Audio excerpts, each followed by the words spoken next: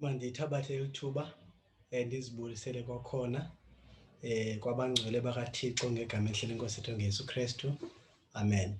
Ndiyathemba sikelelekile zezintlanganiso zeminquba nokuba inkosi isasebenza ebomini bethu, isenza aba bantu bekumele uba singabo ukuze sikwazi ukuba njengabameli bakaKristu sihambe. Namhlanje ke siyaqhubeka intetha yanamhlanje ithi ubizo lobabalo. Ubizo lobabalo. Sizawufunda ngeli xesha kwincwadi kaMateyu. Sizawufunda kuMateyu sahluko sesithoba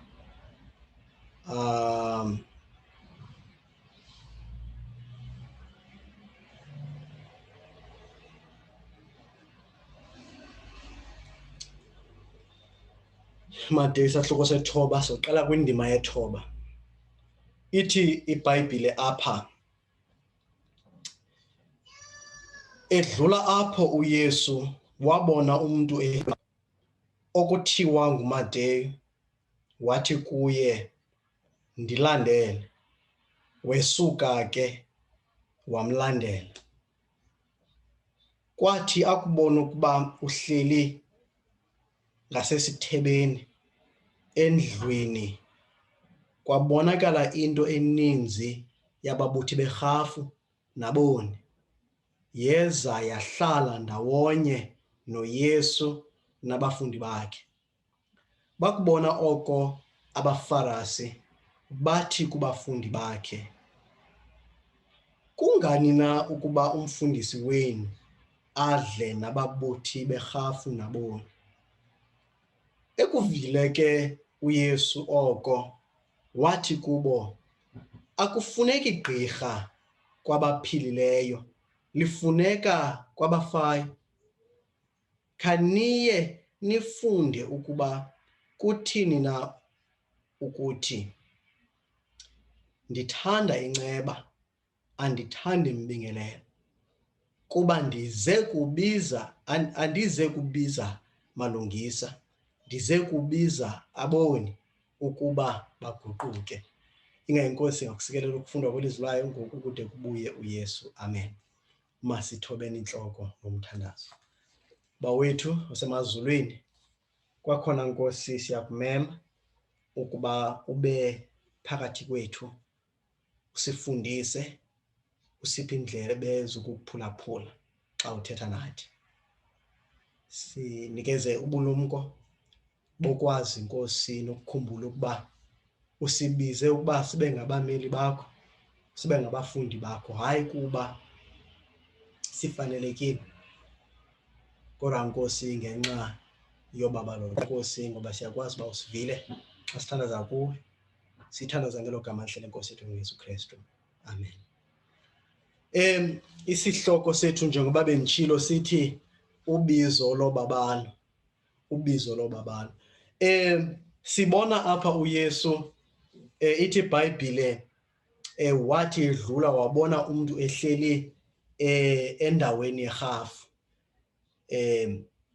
Lo mntu kuthiwa nguMateyu xa ebizwa igama lakhe. Lo mfo lona wesemsebenzini, akambizi uYesu kuba uMateyu enesithukuthezi, akambizi uMateyu kuba engenanto yokwenza, akambizi uMateyu kuba hayi ezame zonke izinto ebomini akaphumelela, waqonda uba hayi mandikhe nam ndilandele ubizo. Hayi, umbiza ehleli etafileni, umbiza esebenza. Hleli kwitafile ababuthi berhafu. Ababuthi berhafu ngexesha likaYesu yayingabantu ababesebenzela ubukumkani baseRoma. Xa kuthethwa ngabantu, ngabona abantu bangaboni, uzofumanisa ukuba ababuthi berhafu bamane bevela. Uzawuva uYesu naxa ethetha kulaa ntshumayelo yakhe yasentabeni, xa ethetha ngabantu abathandanayo, athi akufunekanga nje sithande abantu abasithandayo, kodwa uThixo usibizele ekubeni sithande iintshaba zethu. Udunayo nendawo ethi kuba xa nithe nathanda abo banithandayo ninamvuzo mni na, abenzi kwaloo nto na nababuthi. Aphinde athi kuverse 47, abenje njalo yini na ababuthi berhafu. So uzofumanisa uba xa kuthiwa ngabona abantu bangoboni abancanyiweyo ngexesha likaYesu, ababuthi berhafu babonakala bekweli qela laboni abakhulu abaziwayo.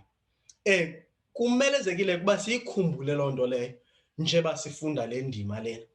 Phofu ke into eyayisenza ababuthi berhafu ukuba bebengaboni abancanyiweyo yinto yokuba ababuthi berhafu, irhafu mos yayisithi kumaYuda niphantsi kolawulo lwegunya lentlanga.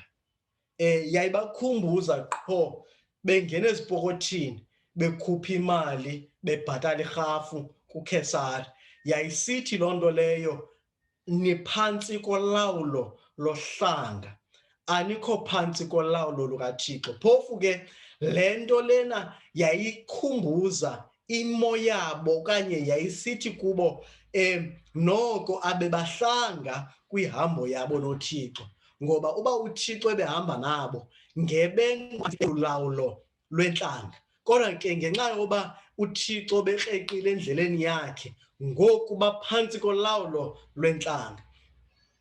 Phofu ke uMesiya nje lo babemlindele bona yayingumesiya owezothi abakhulule phantsi kwalamakhamandela obukumkani baseRoma, phantsi kolulawulo lwentlanga, athathe isihlalo kwitrone kaDavide, alawule, abakhulule, abuyisele uzuko nobuqaqawuli bobukumkani bakwaSirayeli, ikakhulu ngamaxesha aphezulu oDavide noSolomon. Ayikhangele loo nto amaYuda. Ngoku uYesu njengamesiya, njengamthanjiswa, uyobiza umntu obuthi rhafu. Now umYuda obuthi rhafu yayingoyena mona uncanyiweyo, ngoba wayengayenzi nje le nto yokuba azibone ekwicala lomcinezeli, ekwicala lentlanga, ekwicala elithi ndiyamkele mna imeko yoba phantsi kolawulo lwentlanga. Loo nto ithetha ukuba akakho kwicala likaSirayeli, akakho kwicala lokuzama ukuphakamisa nokunyusa uSirayeli ambeke kwindawo ebekufanele uba uSirayeli ukuyo. Uthi umntu ongumbutho werhafu, mna ndizinikele, ndizosebenzela olu tshaba lunibiza irhafu. Na irhafu yaseRoma yayiphezulu kakhulu, yayiphezulu nje, yayiyidyokho enzima kakhulu kubantwana bakwaSirayeli, kubantwana bakaThixo. Yiyo loo nto babeyicaphukela nje. Enye into ke yayiphinde yenze ababuthi berhafu bathiywe ngabantu yile nto babenganeli nje kubiza le mali bekufanele uba bayayibiza xa bebuthi irhafu. Hayi, bona babefuna into ethe xaxa, babefuna noko babezitswebela nabo eyabo imali. Ndizokwenza umzekelo, kuthiwe mhlawumbi kwingeniso yakho ngu-30% irhafu, bathi hayi ke bona ke bakubiza u-50%, banikeze iRoma u-30% wayo, bathathe u-20% bayigcinele kuwo. Babede baphethe bezizinhanha, umntu enemali etyebe ngendlela eyothusayo ngenxa yokubuthi irhafu. Ubuyamkhumbula uZakeyu lo sithi xa sikhumbuzana ngaye sithi Zakeyu yehle emthini. Wengumphathi wababuthi berhafu uZakeyu. Uthi kuYesu, Yesu, lowo ndithe ndathatha imali kuye ngokungafanelekanga ndizawumbuyisela amatyeli amane loo nto ndimthathele yona. Uyithetha loo nto emveni koba isethe isiqingatha sobutyebi bam ndisinikeza amahlwempu. Now lo mntu ekwazi uthatha isiqingatha sonke sobutyebi bakhe asinikeze amahlwempu. Emveni kobenze njalo, athathe wonke umntu athe wathatha imali kuye engongafanelekanga ayibuyisele amatyeli amane kunale nto ebeyithathile. Loo nto isixelela ukuba heyi, yayininzi imali ewe yenza uZakeyu ngale nto yokubutha kwakhe irhafu. So ufuneka siyiqonde uba nonke yayinto yayingenisa imali, kodwa ke yayikwenza loo nto leyo ubucatshukelwe ngabantu. Yiyo loo nto xa esenza isidlo uMateyu ebiza abahlobo bakhe, ithi iBhayibhile kwezinto eninzi yababuthi berhafu naboni, ngoba yayingabantu aba besaziwa njengoba bangaboni abakhulu kuboni abakhoyo kwaSirayeli. Ibalulekile uba siyibambele. Yiyo loo nto yayingumnqa loo nto leyo uba kumfundi, kumntu othiwa xa ebizwa rabhi, ahlale nabantu abalolu hlobo, ngoba ingqumbo yesizwe sonke sakwaSirayeli yayiphezu kwaba bafo. Bona bazikhethele ukuba babe kwicala laseRoma ngaphezu koba bengabangcatshi, ngokuba babe kwicala laseRoma. Bathatha ngaphaya kwale rhafu bayaziyo uba nokuyidyokwe enkunzima ukuyithwala kubantwana bakaThixo. Loo nto isixelela phofu ukuba le nto kazakhe uba noko kufanele uba lo mfo lona wenayo indlela yokuyityala imali yakhe uba imenzele imali eninzi, ngoba kaloku xa uthathe imali emntwini awunokwazi umbuyisela ekane le nto ubuyithathile, kanti ubungakwazi uba uyityale kwindawo apho izawuzala imali eninzi le mali le. Loo nto isixelela uba abantu ababengababuthi berhafu yayingabantu abafundileyo, ingabantu abayaziyo imali, ingabantu abakwaziyo usebenzisa imali, futhi yayingabantu ababetyebile. NguMateyu lo ubizwa nguYesu, uhleli kwesi sihlalo sokubutha irhafu. Mhlawumbi besinothi uYesu uba wayembile, mhlawumbi wambiza besecaleni shem, sithi hayi uYesu inoba wayengayazi uba ungumbuthi werhafu, okanye noko uYesu waqonda uba makayihloniphe indlela abantu abajonge ngayo iimeko zokuhlala, ambize noko engekho semsebenzini wokubutha irhafu. uYesu dibana naye ekule ndawo yenziwa uMateyu uba onyanywe, athiywe ngabantu, le isisihlalo sokubutha kwakhe irhafu. Masibambe nje ke iingcinga zethu kuloo ndawo. Ndifuna sithelekise le nto yenziwa nguYesu apha nenye eyenzekayo. Phofu ke mhlawumbi phambi koba senze loo nto, ithi iBhayibhile lo mfo lona wenza isidlo esikhulu. Ekubeni enze esi sidlo esi, wabiza abahlobo bakhe nabo abangabantu abangaboni, abangababuthi berhafu kwabona.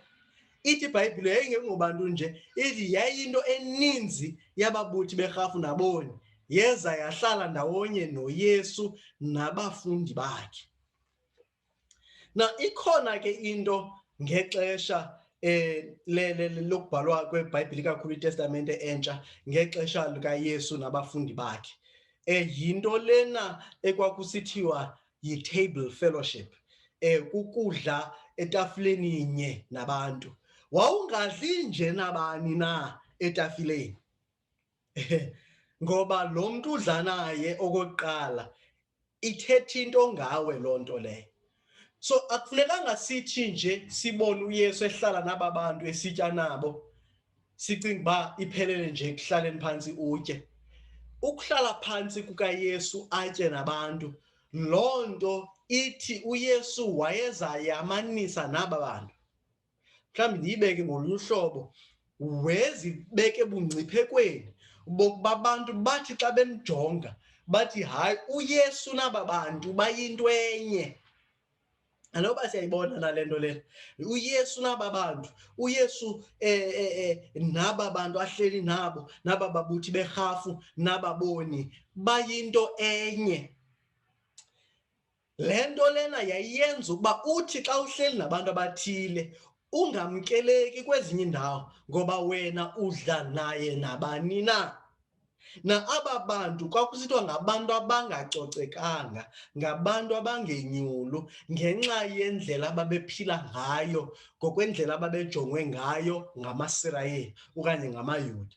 Loo nto ithetha ukuba uYesu wayezayamanisa naba bantu bangaboni. Loo nto ithetha ukuba uYesu nababoni, naba babuthi berhafu, bayingxowa yomgubo omnye. Ithetha loo nto leyo. So uYesu nje behleli yena naba bantu esitya, uzayamanisa nabo. is having table fellowship nababoni nabababuthi berhafu.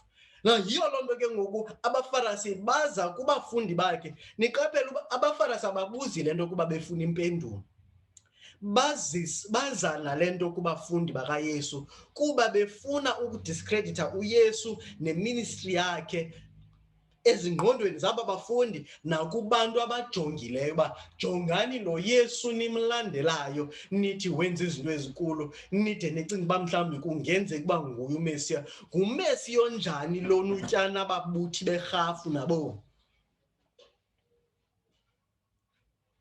Siyibona le nto nakwincwadi kaLuka apho ithi iBhayibhile kuYesu kwakusondela ababuthi berhafu nantoni naboni. Kodwa iBhayibhile babechasele ababhali kunye nabaFarisi benombuzo abawubuzayo uba kutheni nje lo mfo esidla nababuthi berhafu naboni. So yonke le nto lena yayihleli ngumbuzo obuzwayo ngoYesu kuba wehlala adle khululekile naba bantu bona ababonwa ngaboni abakhulu. Now andifuni siyiphose le nto ukuba ewe ubukhulu becala yayingabona abakhulu aba kuthiwa ngababuthi berhafu naba baqukwa kuthiwe ngaboni akusuba babetyhola uba bangaboni. Kodwa ingxaki ayisekubeni bangaboni okanye abangaboni na. Phofu ke ithi iBhayibhile sonke sonile sasilela elizukweni lukaThixo noba yinto ababengayiqondi abaFarisi leyo. So aba bantu abaFarisi bona bazibona bengamalungisa bengenokwazi uhlala etafileni enye badle naba bantu ngoba bazokosuleleka. Ngoku kufuneka bayokwenza izinto ezithile bazihlambulule yenzele uba bazihlambulule koku kungcola bakwenziwe kukuhlala nababoni. Kodwa uYesu akabona esenza ezo zinto yena, uhlala nje khululekile, udla nababoni, udla nabababuthi berhafu. Kodwa uYesu akadli nje kuphela naba bantu, ngokudla kwakhe nabo uzayamanisa nabo. He is identifying himself with them. Yiyo loo nto ke ngoku xa bebopha aba babuthi berhafu naboni bamfaka uYesu bambophe ngelibhanti linye ngoba nayo uyinxalenye yabo kwasale nto uba adle nabo ithetha uba ungomnye wabo.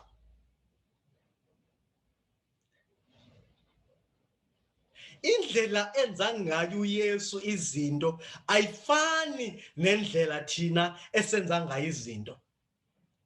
UYesu akasijongi kuphela ngento esiyiyo kodwa uyayazi uYesu ukuba indlela nothi asizuze ngayo kukuba ahlale nathi. So sifunda nto ithile kuYesu ukuba ubizo lobufundi ayilobizo lomntu ufanelekileyo kodwa uYesu wayamisa lo mntu ambizayo naye ukuze lo mntu ambizayo ayifanele le nto ayibizelweyo futhi alifanele ligama abizwa ngalo. So uYesu akasibizi kuba sifanelekile, usibiza ukuze asenze sifaneleke ngokuba ahlale nathi, adle nathi, abe nobudlelwane nathi. Siyibona le nto nakuLaodike emveni koba uYesu ethe wawuzoba umfanekiso wendlela embi ngayo emaxongo ngayo imeko yeLaodike. Kodwa siva uYesu esithi kwiLaodike umile uyankqonkqoza emnyango ukuba ubani uthi uyayivula intliziyo yakhe angene uzawudla naye. So uYesu uthi kwiLaodike, Laodike ndifuna udla nawe ngoba ukuba ndithe ndangena ndadla nawe uzophetha ufana nam. uYesu uhlala naye nababuthi berhafu naboni yayingamjiki yena abe ngumbuthi werhafu abe ngumoni kodwa yayijika umbuthi werhafu abe ngumbhali wevangeli echaza ngoYesu, echaza ngoMesiya, echaza ngokumkani kaIsrayeli, echaza ngonyana kaThixo osindisayo. So ayingomono tshintsha uYesu kuba uYesu ezayamisa nomoni. uYesu zayamisa nomoni kuze umoni azafumana inguquko. Yiyo loo nto uYesu waza kuthi ukuze abe nguThixo unathi, abe ngu-Emmanuel, God with us.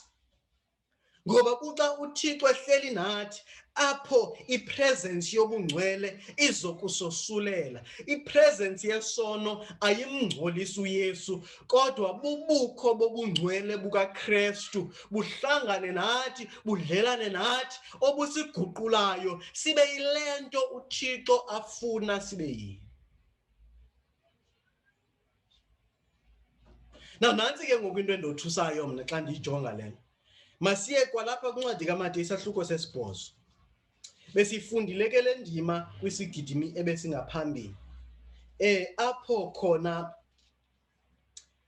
sifumana umbhalo othile, ithi iBhayibhile kweza mbhali uthile wathi kuye, mfundisi, ndiyakulandela apho ungaya khona. Athi uYesu kuye, iimpungutye zinemingxuma neentaka zezulu zineendawo zokuhlala, yena unyana womntu akanandawo apho angahlalisa khona intloko. So uYesu kuza apha umbhali. Ndifuna niqaphele ukuba kule mbali kule mbali kaMateyu, nguYesu uza kuMateyu ezihlalele ephangela ebuthi rhafu. uYesu uzombiza. Apha ngumbhali uza kuYesu uthi, Yesu, mna ndiza kulandela apho uya khona. So lo mfo ufuna uba ngumfundi kaYesu, akabizwanga nguYesu, uyazizela kuYesu. Kodwa xa siyijonga le nto lena, impendulo kaYesu ayimkhuthazi lo mfo ukuba aqhubeke nale nto ayenzayo. Ithi le nto, efondini, le nto uyifunayo andiqondi uba uyifuna nyhani, ngoba uba ulandela mna, yazi nje into enye uba andinandawo yohlala. Nantsi yokuqala efuneka uyazile, andinayo indawo yohlala. So uba ulandela mna, yilindele ukuba awuzuba nandawo yohlala. Yokuqala nje leyo into enomenza umntu athi, hayi bendingathethi loo nto, bendithetha masosuyeke. So uYesu uzama umbonisa uba le ndlela uthi ufuna uyihamba inzima kangakanani. Lo mntu uthi ufuna umlandela akanandawo yobeka intloko. So wena ke zigqibele engqondweni yakho uba uyayifuna le nto, kodwa ndizama uyibonakalisa le nto uba uYesu ingathi akamkhuthazi lo mfo lo ngendlela athetha ngayo. Now yayisothukeka into yoba athi umntu ozama uba nabalandeli, umntu ongumfundisi, athi kusiza umntu ongumbhali kuye. Now niyakhumbula uba wechwela uYesu, yayingumsebenzi wakhe lo. Now ukuba benombhali phakathi kwabafundi bakhe, yayinomenza noko imbonakalo yakhe ekuhlaleni noko ibe ntle kakhulu. Masive umsebenzi wababhali uba yayintoni na, yenze uba sizoyiqonda ukuba babemi ndawoni na ekuhlaleni ababhali aba. Ababhali yayingabo ababecacisa umthetho, futhi ingabo abawukhuselayo bawugcine umthetho kaThixo. Yayibaluleke kakhulu loo nto leyo kumsebenzi wababhali. Enye into eyayibalulekile ngomsebenzi wababhali yayingabanye babantu ababejongene nokufundisa umthetho.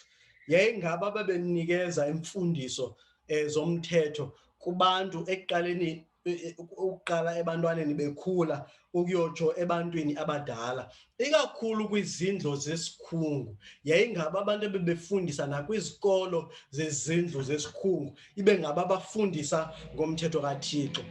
Ababhali aba yayingabo ababesebenza njengamagqwetha xa kukhona umntu onetyala ngenxa yokuphazama nokuphula umthetho. Abantu ababesebenza njengamagqwetha yayingababhali. Iingcuphephe zonzululwazi lwelizwi, aba bantu ke kuthiwa zii-theologians, yayingabo nababhali. Ababhali yayingomnye umsebenzi wabo uba noko babe nzulu bombe bangenele ezantsi beyele ukwehla ekufundeni ilizwi likaThixo balifundise kwabanye abantu. So aba bantu bangababhali babesaziwa njalo, yayingomnye wabasebenzi wabo. Umsebenzi omnye wemisebenzi yababhali yayikuba yayingabantu babesaziwa ngokugcina iimfundiso zobawo, iimfundiso zabadala, ezazinto kuthiwa the traditions of the fathers xa uyifunda apha kwiincwadi zevangeli.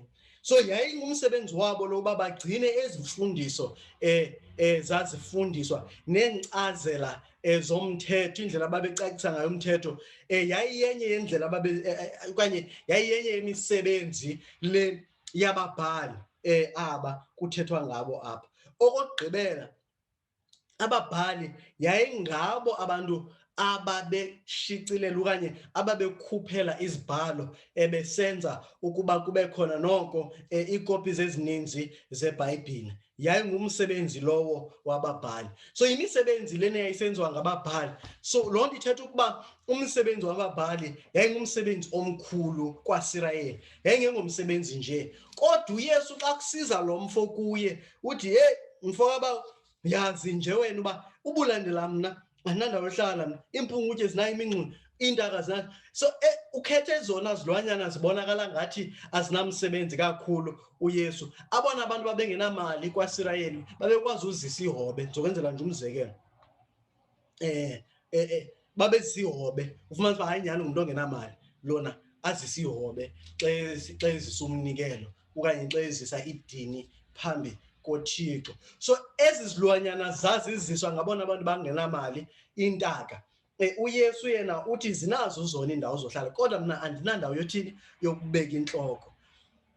uYesu simbona ingathi akabakhuthaza aba bantu. Kungenzeka iBhayibhile ayichazeli, kodwa kungenzeka uba lo mfo wecinga uba ngenxa yokuma kwakhe ekuhlaleni uzokwamkeleka lula kuKrestu, wengaboni yena ezokwamkelwa ngenxa yenceba nangenxa yobabalo lukaKrestu, wezibona ukuba ufanelekile. Uzoyiqaphela ke le nto uba yayingcinga yababhali nabaFarisi. Ubekhumbula kukho umfo othile oweyiCenturion yaseRoma, uthi xa ethuma aba babhali nabaFarisi, bathi xa befika kuYesu, lo mntu sithi yenzele yena le nto ufanelekile ngoba uyalithanda ilizwe lethu futhi ude wasakhela nendlu yesikhulu. So aba bantu bathi, Yesu lo mntu ufanelekile ukuthini, ukuncedwa nguwe ngenxa yento ayenzileyo nangenxa yento ayiyo kuthi singamaSirayeli. Now into esothusayo kuYesu uthi no, awuzuba ngumlandeli wam kuba ufanelekile. Ndizawukunikeza isizathu soba ungandilandeli, andinandawo yokuhlala. Kodwa uYesu akayiboni into ebalulekileyo bayithethe kuMateyu le, kodwa kulo mfo uyibona ibalulekile.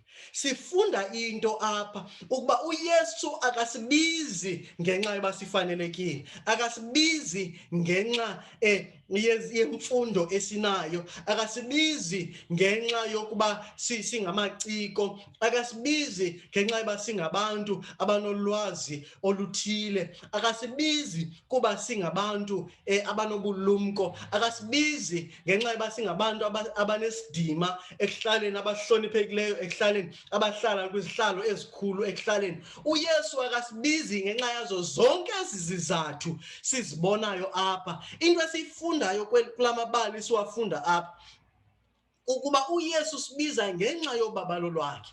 Loo nto izosinceda ukuba sithi njeba uYesu esibiza ukuba siyokwenza abafundi, singathi xa sijonga abantu abathile sithi hayi lo ngutsotsi, hayi lo sisigebenga, hayi lo ngumbulali, hayi lo uyinto ethile, asinokwazi ukuba abizelwe noko angasihlazisa uba ngaba yinxalenye yebandla lethu. Okanye athi xa simbona engena ngegeyithi ubona uba hey, nabantu izipaji zabo bayazisondeza, iipesi zabo bayazisondeza, njalo njalo. UYesu sibizele ukuba siye kumntu wonke, simbizele ekubeni abe ngumfundi, hayi ngenxa yokufaneleka kwakhe kodwa ngenxa yobabalo lukaKristu. Nathi akufunekanga sifike kwibakala lokuba sizibone sifanelekile ngenxa yezinto ezithile esinazo. Singaziboni hayi noko ndiyifanele le ndawo ngenxa yoba ndiye ndafunda, ndagqwesa, ndathweswa izidanga ezikhulu, ndangumntu omkhulu ekuhlaleni. Hayi ndiyifanele le nto ngoba ndihloniphekile noko ndiligqwetha, ndingugqirha, ndifanele le ndawo apha enkonzweni. No, uYesu sibiza, esibizela kuyo ukuba sibe ngabafundi ngenxa yobabalo lwakhe.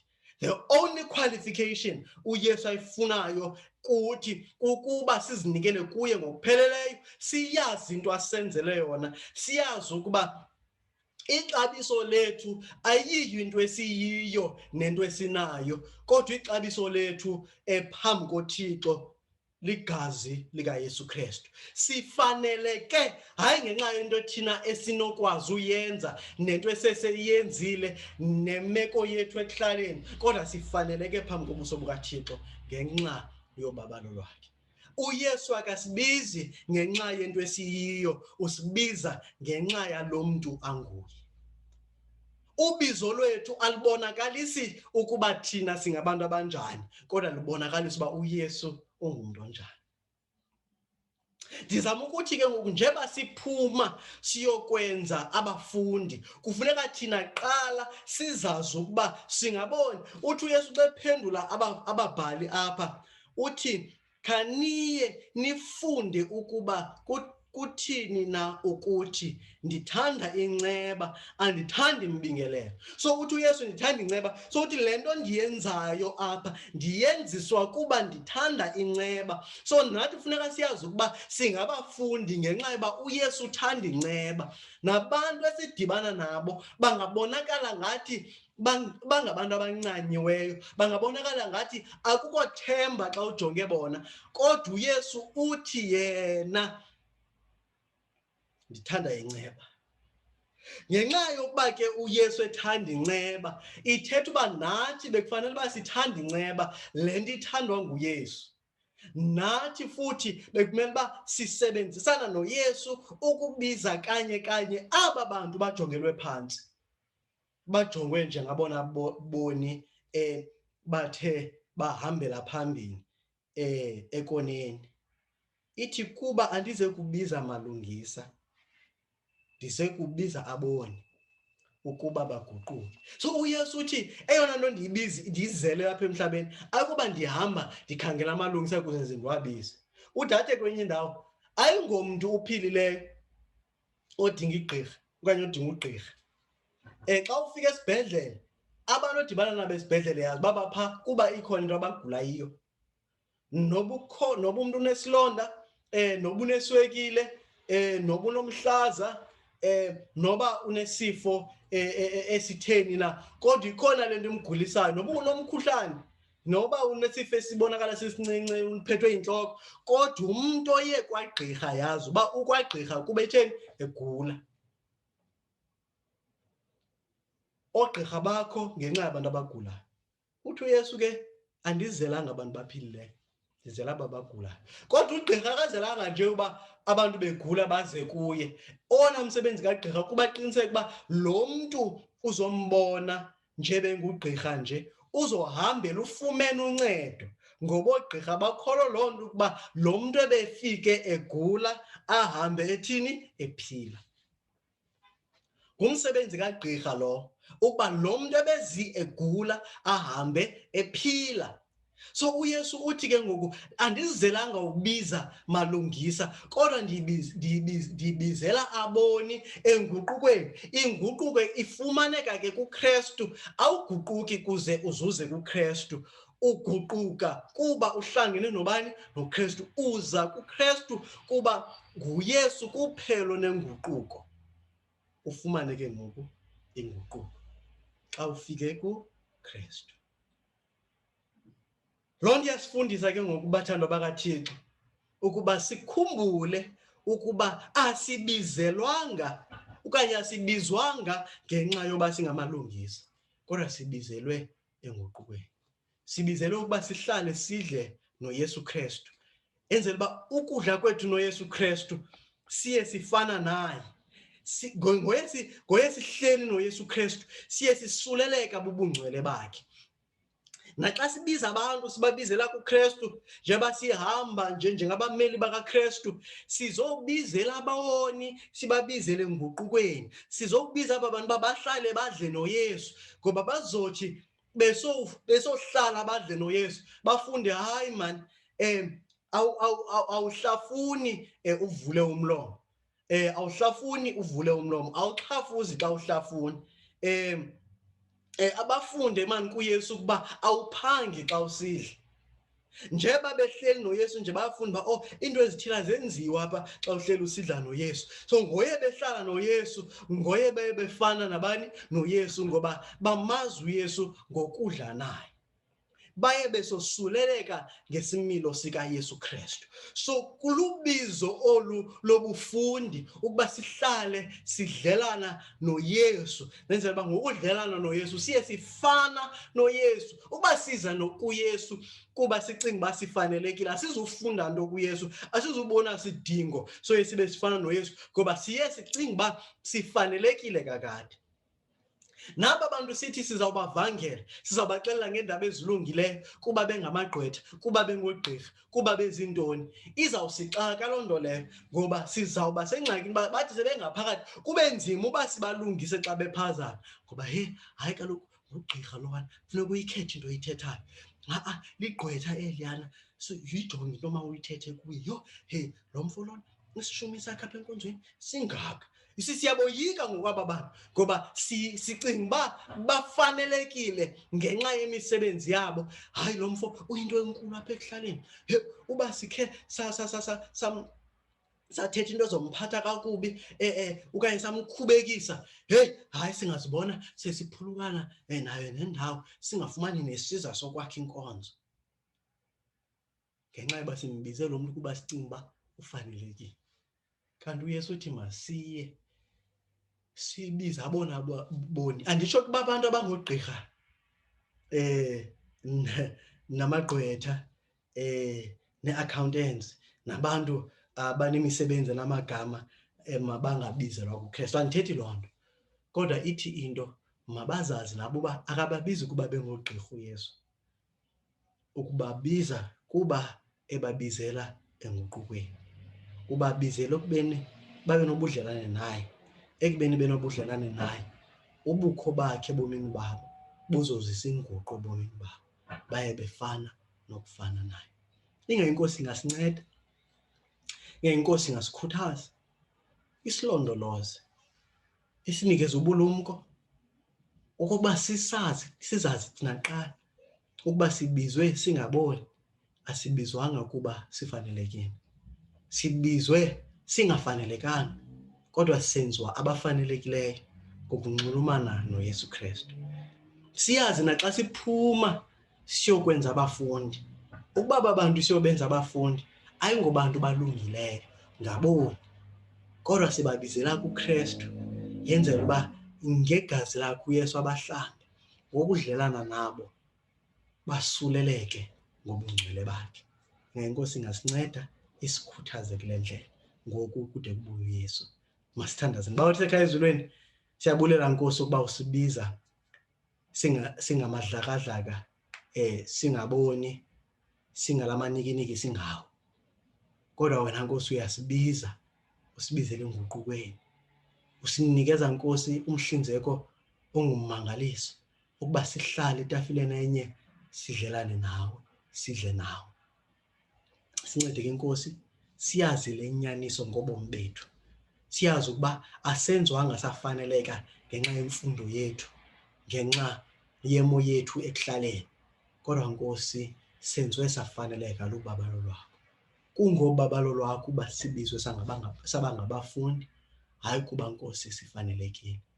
Sincede ke Nkosi naxa siphuma siyokwenza abafundi, siyikhumbule le nto, ze isenze sibe ngabantu abathobekileyo, abazofikeleleka, abazofikela kumntu wonke. Singabagweba abantu ngenxa yemo esibabona bekuyo, kodwa sibabona abantu bengabantu abanokubizelwa babe ngabafundi bakaYesu. Ngubani ebenothi xa ejonga uMateyu abone umbhali wevangeli? Ngubani ebenothi xa ejonga uPetros abone omnye wabantu esizawufunda iincwadi zakhe eBhayibhileni? Akekho Nkosi. Liliso lakho lobabalo kuphela elikwazi ukugqobhoza ngaphaya kwale nto siyiyo, ubone into esinoba yiyo xa siphantsi kobabalo lwakho. Sinikeze lo moya sikwazi uba sibabona abantu ngelakho iliso, hayi ngelenyama. Zonke izinto ke Nkosi sizicela sikubulela ngegama elihle leNkosi yethu uYesu Kristu. Amen. Nkosi kakhulu, Inkosi inisikelele, Inkosi iqhubeke iba nathi kule minquba ngoYesu Kristu. Amen.